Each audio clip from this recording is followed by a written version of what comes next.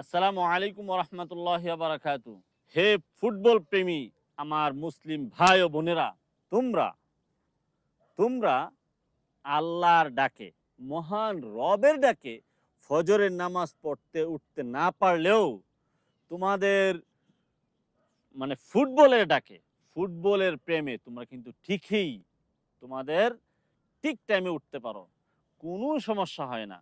তুমি নিজেকে নিজে প্রশ্ন করো যে তোমার মহান রব ডাকে, তোমার মহান রবের ডাকে তুমি সাড়া দিতে পারো না, আর সামান্য একটা চোখের ক্ষুধা নিবারণ হয়, সেই ফুটবল খেলা দেখার জন্য তুমি ঠিকই 4টা বাজে উঠতে পারো।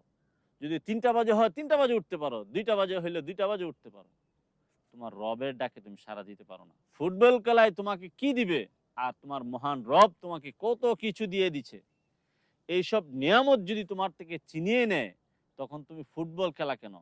তোমার কাছে স্বর্ণের টুকরা দিয়ে রাখলেও তোমার কাছে ভালো লাগবে না। অতএব তুমি ফুটবলের ডাকে সাড়া না দিয়ে তুমি তোমার মহান রবের ডাকে সাড়া দেওয়ার চেষ্টা করো।